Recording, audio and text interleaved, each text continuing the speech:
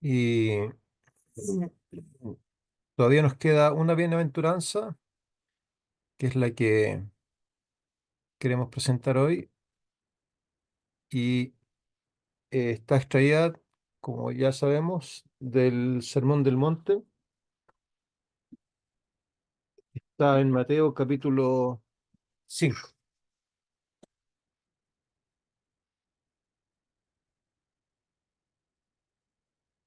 Y bueno, la última bienaventuranza se llama Bienaventurados los que padecen persecución por causa de la justicia, porque de ellos es el reino de los cielos. Y eso está en Mateo 5:10. Bueno, y luego viene una semejante. Mateo 5:11 dice, Bienaventurados seréis cuando por mi causa os insulten, os persigan y digan toda clase de mal contra vosotros mintiendo.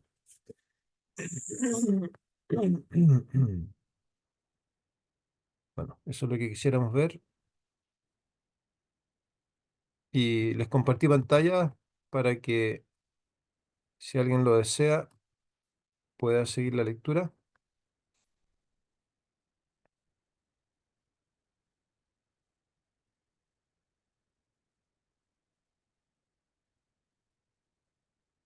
Dice,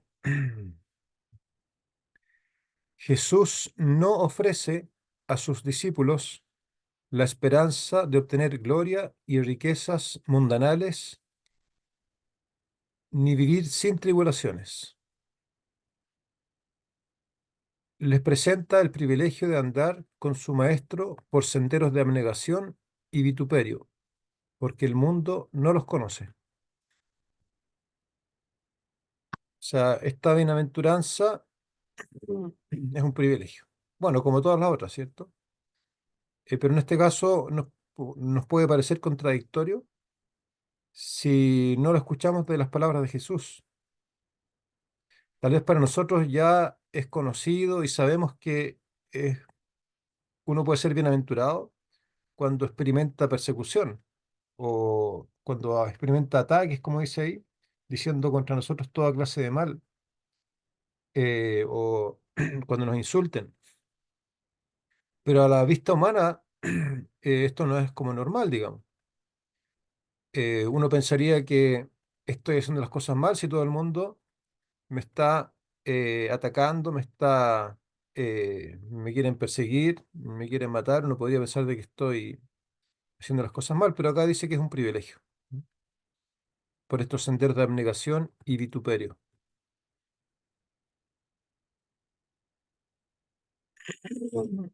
Mm. El que vino a redimir al mundo perdido, continúa el párrafo, tuvo la oposición de las fuerzas unidas de los enemigos de Dios y del hombre. En una confederación despiadada, los hombres y los ángeles malos se alinearon en orden de batalla contra el príncipe de paz. Aunque la compasión divina se notaba en cada una de sus palabras y acciones, su diferencia del mundo provocó una hostilidad amarguísima, porque no daba licencia a la manifestación de las malas pasiones de nuestra naturaleza, excitó la más cruel oposición y enemistad. Así será con todos los que vivan piadosamente en Cristo Jesús. En la justicia, perdón, entre la justicia y el pecado, el amor y el odio, la verdad y el engaño, hay una lucha imposible de suprimir.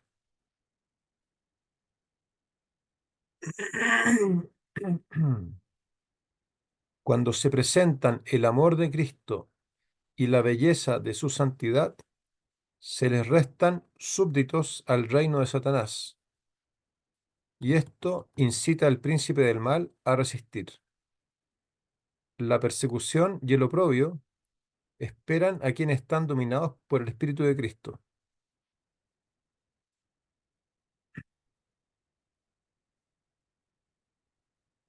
El carácter de la persecución cambia con el transcurso del tiempo, pero el principio o espíritu fundamental es el mismo que dio muerte a los elegidos de Dios desde los días de Abel.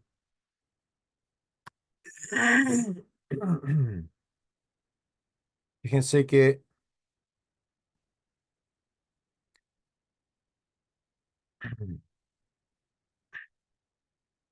es interesante la palabra que ocupa acá cuando dice entre la justicia y el pecado, el amor y el odio, la verdad y el engaño, hay una lucha imposible de suprimir.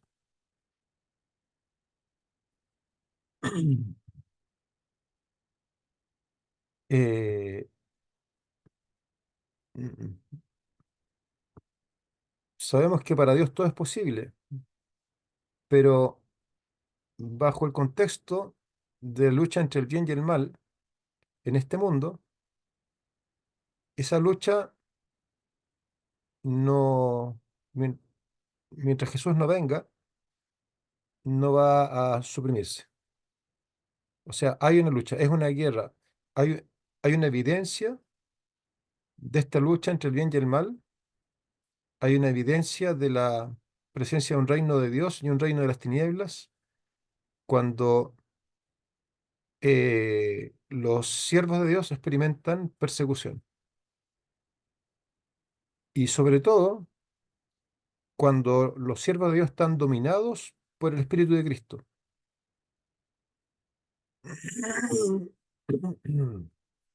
O sea, acá hay nuevamente una señal de cómo estamos.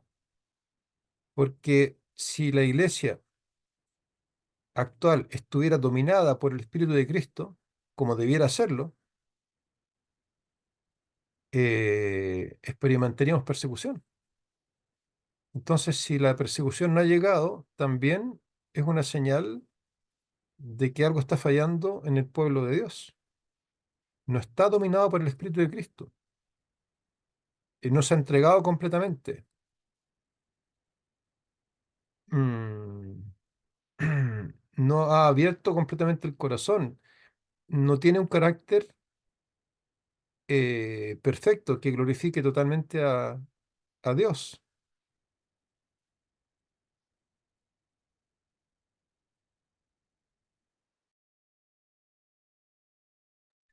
Y Dios dijo, Jesús dijo, el que no es conmigo, contra mí es. O sea que existe un espíritu que se contrapone en su propia iglesia, en en su pueblo, al espíritu de Cristo. Porque de otra manera no se explica que no esté completamente dominado por él. También aquí había otra cosa interesante. Dice, en el párrafo que leímos, dice, cuando se presenta el amor de Cristo y la belleza de su santidad, se le restan súbditos al reino de Satanás, y esto incita al príncipe del mal a resistir.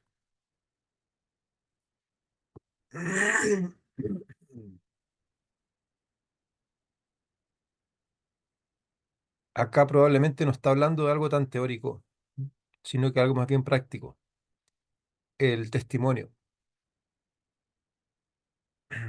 Cuando se presenta el amor de Cristo por testimonio, porque está, ¿no es cierto?, reflejado en el carácter, en el comportamiento de los siervos de Dios, ese testimonio le resta súbditos a Satanás. Y esto lo incita a resistir. El, el mayor sermón que uno puede escuchar es ver un carácter transformado, es ver una persona llena del Espíritu Santo. Es más que las palabras. Eh, y eso Satanás lo resiste. Eso Satanás no lo quiere permitir.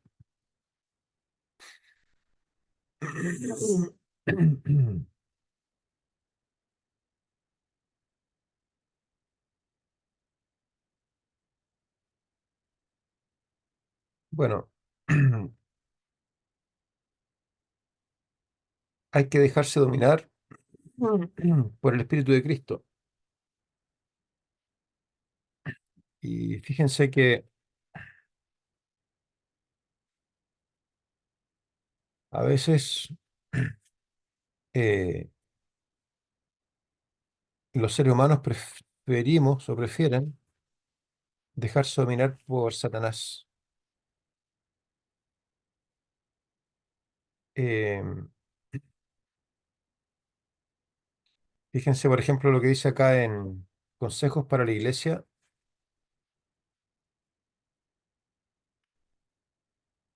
en la página 185 dice, cuando habla del licor,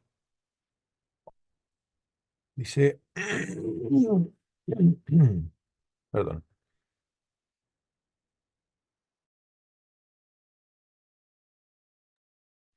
dice, así obra Satanás cuando tienta a los hombres a vender el alma por la bebida.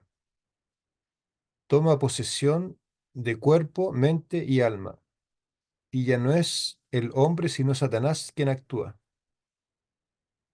Y la crueldad de Satanás se expresa al alzar el borracho su mano para golpear sin misericordia a la mujer a la cual ha prometido amar y proteger por toda la vida.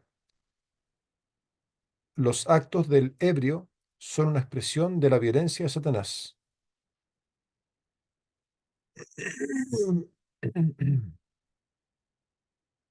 Un poquito más arriba dice, cuando están bajo la influencia del veneno líquido, están bajo el dominio de Satanás. Él los gobierna y ellos colaboran con él. El hombre prefiere entregarse al dominio de Satanás con una bebida que entregarse al dominio del Espíritu Santo. Así es tan fácil entregarse al dominio de Satanás y entregarse al dominio de Dios no es difícil, pero hay que querer, ¿cierto? Hay que decidirlo. Y si lo hacemos, vamos a experimentar persecución.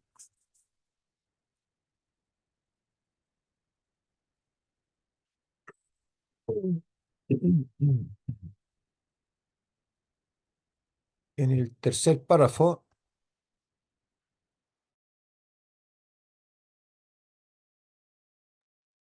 dice, siempre que el hombre procure ponerse en armonía con Dios, sabrá que la afrenta de la cruz no ha cesado.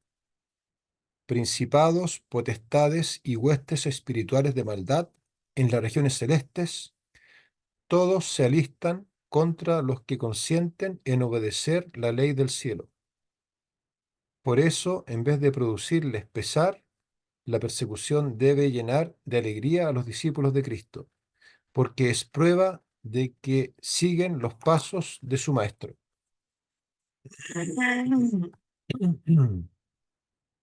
Así que la persecución es una prueba, ¿cierto? Una prueba de que es una señal, una prueba, un indicador de que se siguen los pasos del Maestro. Si hemos experimentado persecución, eso ha sido un momento por causa de la justicia, ¿cierto? Eso ha sido un momento de consagración, porque significa que todas las huestes satánicas están preocupadas de uno.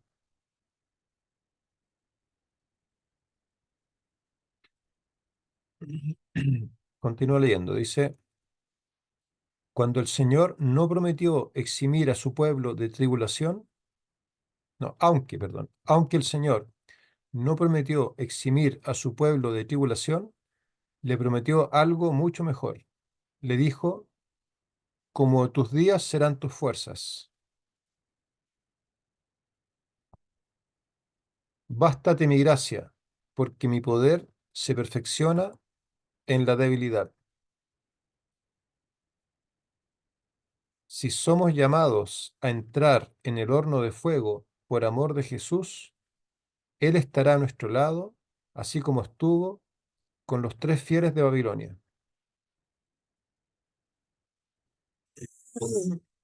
Mm. Los que aman a su Redentor se regocijarán por toda oportunidad de compartir con él la humillación y el oprobio.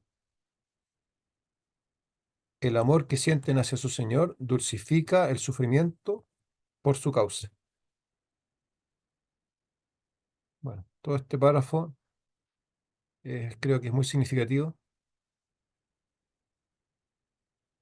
Uno podría decir, bueno, yo no voy a tener fuerzas para soportar la persecución. Yo a veces me he imaginado qué pasaría si me torturaran como lo hicieron en la época de la Edad Media, con los fieles que se negaban a retractar a Jesús, se negaban a retractar la palabra de Dios y muchas veces eran puestos en elementos de tortura. Algunos los estiraban hasta que descoyuntaban sus huesos y no sé si llegarían a arrancar sus miembros o si morían antes. O otros habían cosas que son indecibles, ¿no? Algunas que se me vienen ahora a la mente, pero no las puedo mencionar. Contra mujeres, por ejemplo. Eh, bueno, si alguna de esas cosas, si en esa época eran capaces de implementar tales niveles de tortura, con la tecnología que hay ahora, me imagino que es lo que no podrán hacer. Pero acá se nos dice, se nos dan estas promesas. Como tus días serán tus fuerzas. O sea, si Dios permite que estemos en una situación como esa, en la persecución que viene, o antes, si es que llegáramos a ser muy fieles, Dios nos va a dar la fuerza. También se aplica acá, ¿no es cierto?, de acuerdo al espíritu de profecía, el texto, bástate mi gracia, porque mi poder se perfecciona en la debilidad. O sea, aquí tenemos una situación de debilidad, la persecución, algo que es superior a uno humanamente, infinitamente, es enormemente superior, en fuerza, en número de personas, en todo. Pero acá nos dice que el poder de Dios se perfecciona en la debilidad. Así que mm,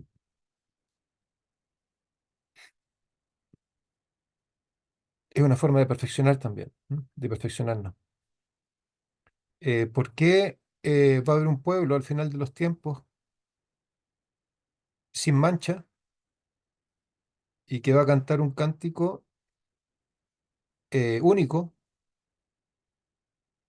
o sea, los 144.000? Porque también van a haber experimentado una aflicción que no se ha experimentado antes. Viene un tiempo de angustia, cual no hubo desde que hubo gente hasta entonces, ni lo habrá. O sea, la mayor debilidad que haya existido. Y por lo tanto, el mayor grado de perfeccionamiento para quienes sean fieles. Y esta es una promesa, por eso la subrayé. Si somos llamados a entrar en el horno de fuego por amor de Jesús, Él estará a nuestro lado, así como estuvo con los fieles de Babilonia. Tal vez no debiéramos olvidar esto, esta promesa, porque podría ser que por gracia, ¿cierto? Y por misericordia de Dios, podría ser que nos toque recordarla.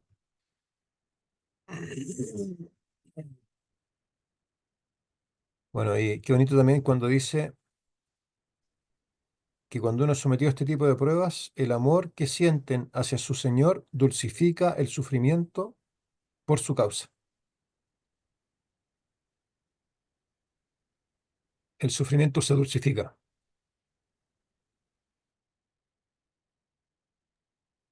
y ya no es tanto no es tanto el sufrimiento.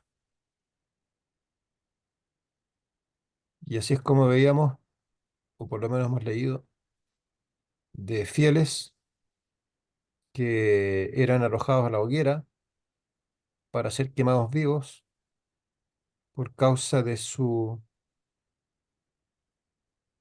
vida de seguir a Jesús. Y esas personas, muchos de ellos morían cantando. O como Esteban decía, perdónalos, como dijo Jesús, porque no saben lo que hacen.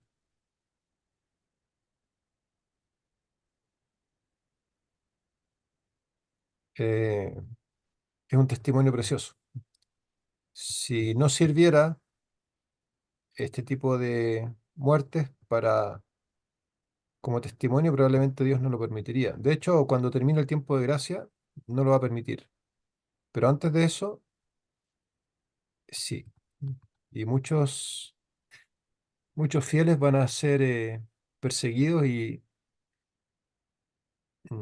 llamados al descanso o asesinados.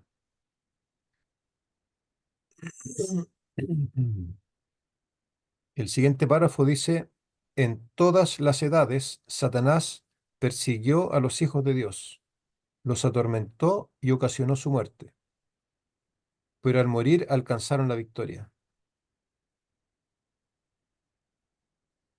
En su fe constante se reveló uno que es más poderoso que Satanás. Este podía torturar y matar el cuerpo, pero no podía tocar la vida escondida con Cristo en Dios. Podía encarcelar, pero no podía arrojar el espíritu. Más allá de la lobreguez, podían ver la gloria y decir, tengo por cierto que las aflicciones del tiempo presente no son comparables con la gloria venidera que en nosotros ha de manifestarse.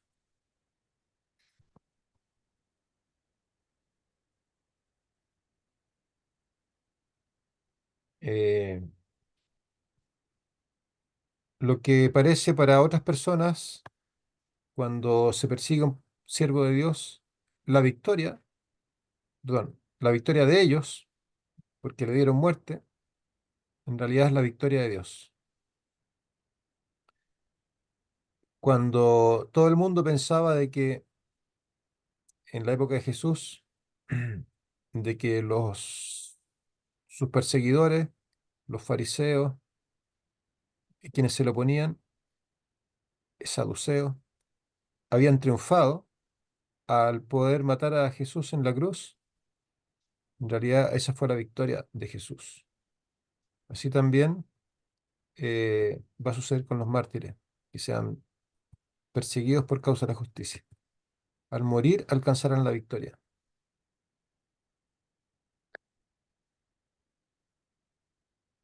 Satanás no puede tocar la vida escondida en Cristo.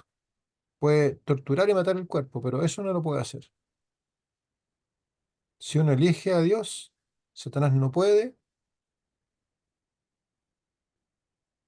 quitarnos su espíritu, no puede interrumpir esa relación. Podía encarcelar, pero no puede arrojar el espíritu.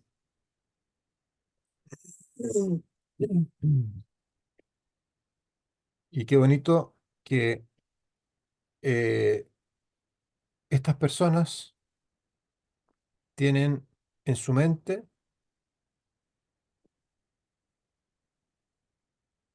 el reino venidero. No tienen la mirada puesta en este mundo, porque si así fuera, tal vez evitarían la persecución, pero tienen la mirada en la gloria venidera que en nosotros ha de manifestarse.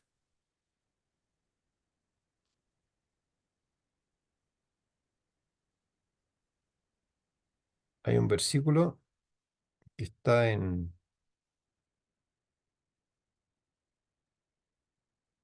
no, es una cita de la hermana White, me parece, que dice que estas personas en el tiempo final, cuando son perseguidos y a riesgo de sus vidas tienen que predicar el mensaje, en sus mentes tienen el escrito eh, la Nueva Jerusalén. O sea, eso es lo que ellos están mirando, la Nueva Jerusalén.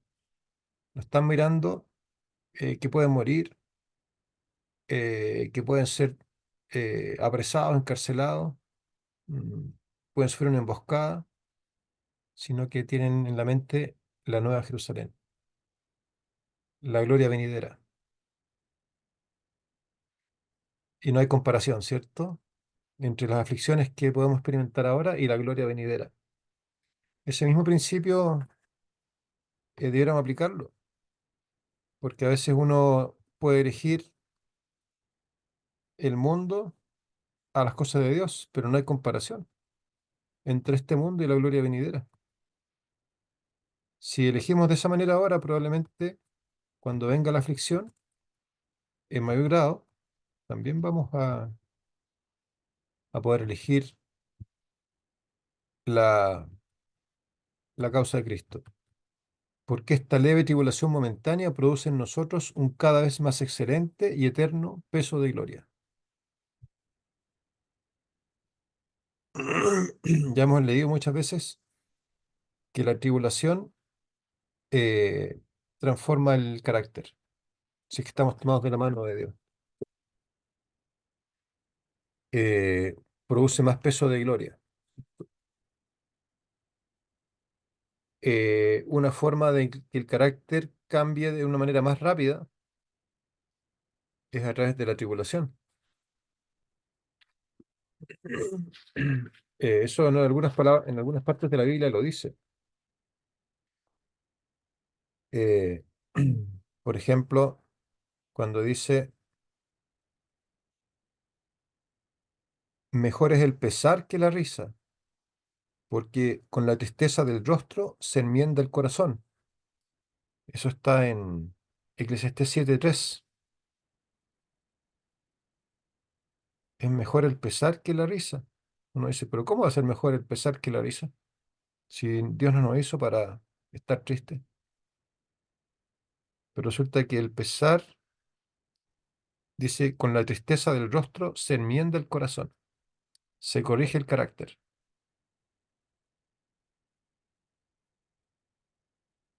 Por eso es mejor, porque pensando en la vida eterna es mejor, es preferible.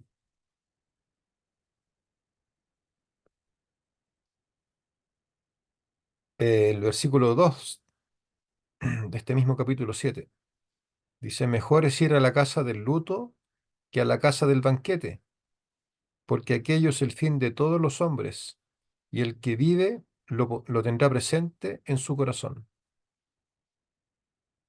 Cuando nos fijamos, ¿cierto?, en lo venidero, es mejor la aflicción, la tribulación, porque en primer lugar es momentánea y lo que produce es algo eterno. El carácter cierto se lleva al cielo y es eterno, eterno peso de gloria. Mm. Por las pruebas por las pruebas y persecuciones se revela la gloria o carácter de Dios en sus elegidos. Qué significativo. La iglesia de Dios, perseguida y aborrecida por el mundo, se educa y se disciplina en la escuela de Cristo. En la tierra sus miembros transitan por sendas estrechas y se purifican en el horno de la aflicción. Siguen a Cristo a través de los conflictos penosos. Se niegan a sí mismos y sufren ásperas desilusiones. Pero los dolores que experimentan les enseñan la culpabilidad y la desgracia del pecado, al que miran con aborrecimiento.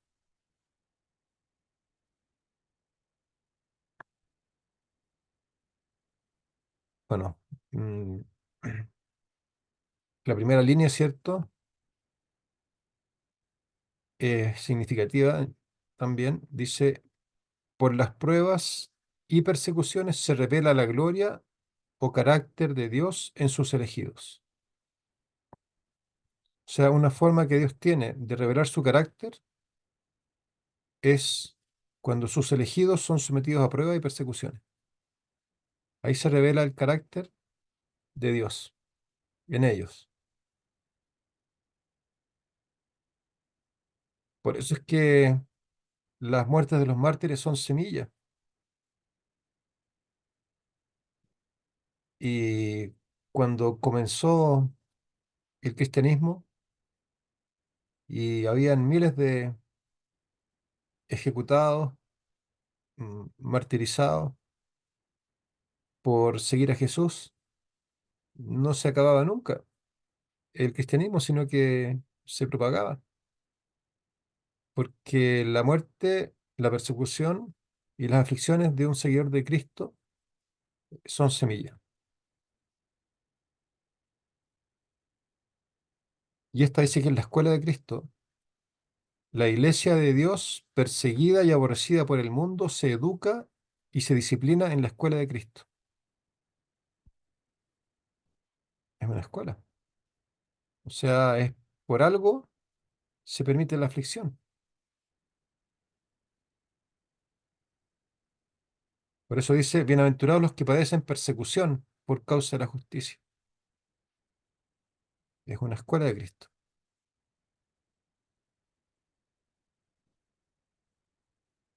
Siguen a Cristo, dice, a través de conflictos penosos. Se niegan a sí mismos y sufren ásperas desilusiones. Pero los dolores que experimentan les enseñan la culpabilidad y la desgracia del pecado al que miran con aborrecimiento. Es una enseñanza. Y, y se logra esto, ¿se fijan? Aborrecer el pecado.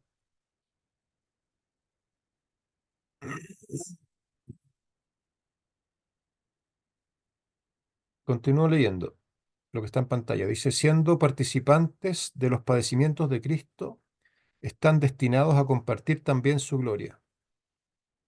En santa visión, el profeta vio el triunfo del pueblo de Dios. Dice, vi también como un mar de vidrio mezclado con fuego y a los que habían alcanzado la victoria sobre la bestia, en pie sobre el mar de vidrio y con las arpas de Dios. Y cantan el cántico de Moisés, siervo de Dios, y el cántico del Cordero, diciendo, grandes y maravillosas son tus obras, Señor Dios Todopoderoso. Justos y verdaderos son tus caminos, Rey de los santos. Estos son los que han salido de la gran tribulación y han lavado sus ropas y las han emblanquecido en la sangre del Cordero. Por esto están delante del trono de Dios y le sirven día y noche en su templo. Y el que está sentado sobre el trono extenderá su tabernáculo sobre ellos.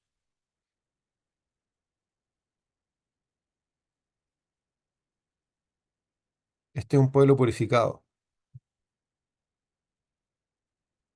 Es un pueblo que ha salido de la gran tribulación, los que cantan el cántico de Moisés y del Cordero,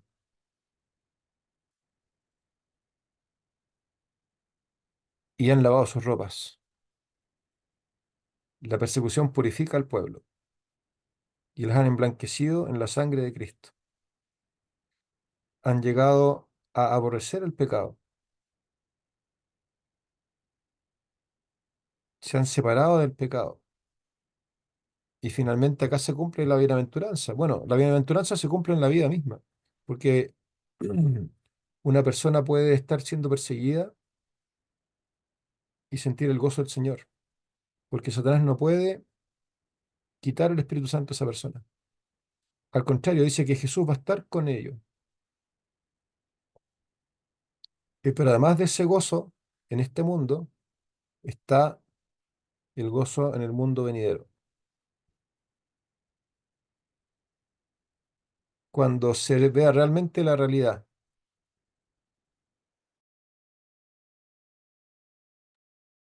cuando realmente se pueda sopesar lo que ahora vemos por la fe, que no hay ninguna relación entre las aflicciones de este mundo y lo que va a venir.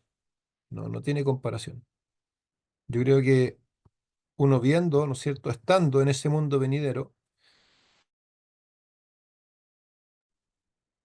viendo cosas que ojo no vio ni oído yo, viendo perspectiva eterna, experimentando el gozo, tal vez eh, encontrándose con otros hermanos, bueno, sin duda eso, o y tal vez con algunos familiares, eh, ver lo que Dios ha preparado para nosotros, una naturaleza renovada, ir a otros mundos, no debe haber comparación en absoluto entre una pequeña tribulación acá, el haberse entregado a Jesús momento tras momento en este mundo, a riesgo a lo mejor de perder algunos bienes materiales, a riesgo a lo mejor de ser malentendido y a riesgo ya de ser perseguido, pero eso no tiene comparación con esta victoria, ¿cierto? De estar en en el mar de vidrio, en pie, con las arpas de Dios, cantando el cántico Moisés y el cántico del Cordero,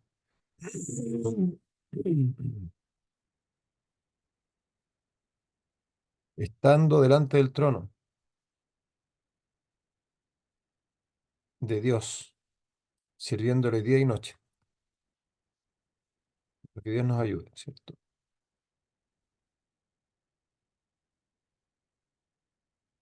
Vamos a dejarlo hasta acá, pues todavía podemos leer. Bienaventurados sois cuando por mi causa os vituperen y os persigan.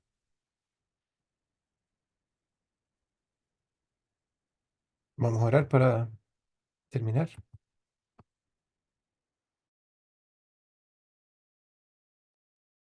Oremos. Padre nuestro, Señor, ayúdanos, Padre, a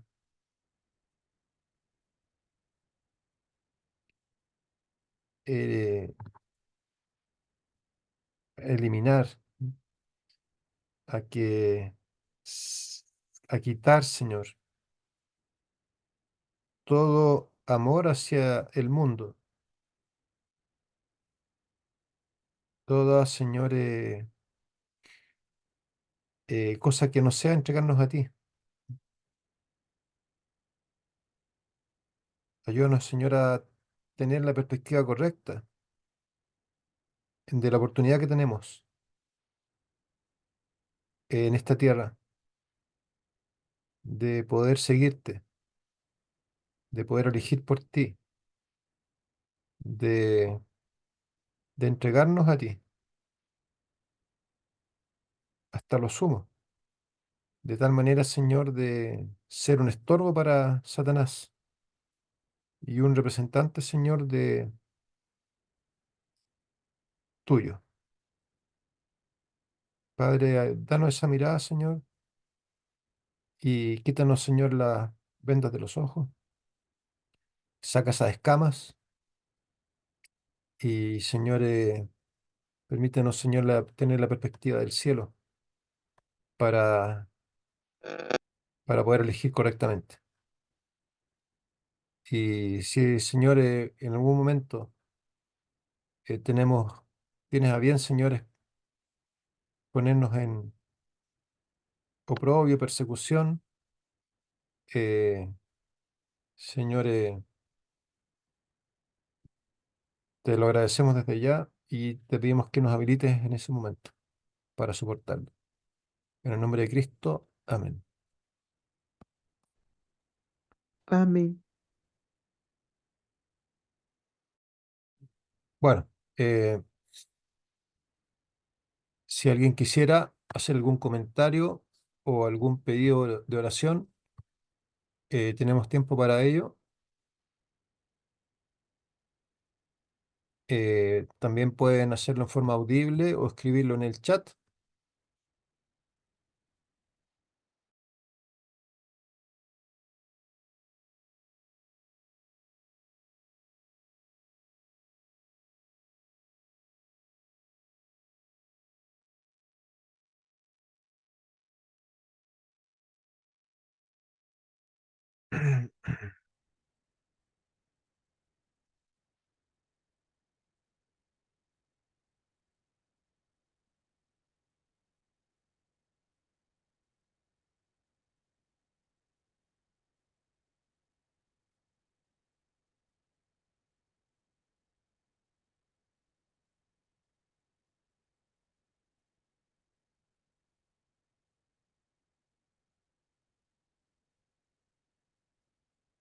Bueno, hay muchos versículos que nos recuerdan esto. eh, que la senda es angosta, que no podemos esperar solamente eh, holgorio en este mundo, eh, alegría, eh, sino que van a venir aflicciones, porque Jesús mismo dijo que el camino es angosto y pocos son los que lo hallan.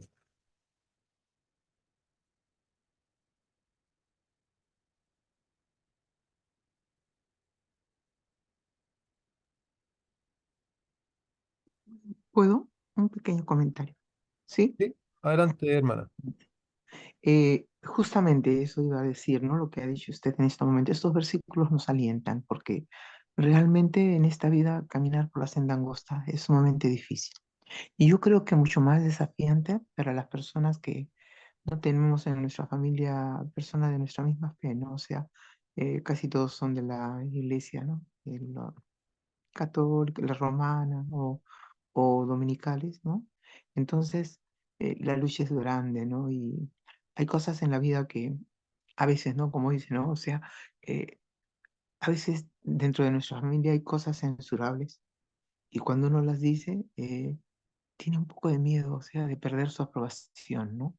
Pero sí, pues vale la pena. Y con dolor, anoche justamente tocaba ese tema con mi nieta, ¿no? Respecto a la conducta de alguien de mi familia, que duele mucho, pero ella me dice que su mamá, aún siendo católica, le recordaba a alguien que vivía en esas mismas características que procurara hacer lo posible por evitar pecar, por evitar ofender a Dios. Pero cuando dices eso, eres mirada con antipatía por la persona a quien le tienes que decir. Pero es la verdad. Uno no quiere perder a nadie que ama, pero tampoco por unirnos a su manera de pensar vamos a permitir perder, ¿no? La relación, no solo nuestra, no por egoísmo, sino eh, quizá no todos queremos irnos, pero llevar con nosotros a nuestra familia, ¿no? Pero sí, ¿no? Recalcar eso que usted dijo, ¿no? Qué difícil es ir por la senda angosta. Muy, muy difícil. Muy difícil. Gracias.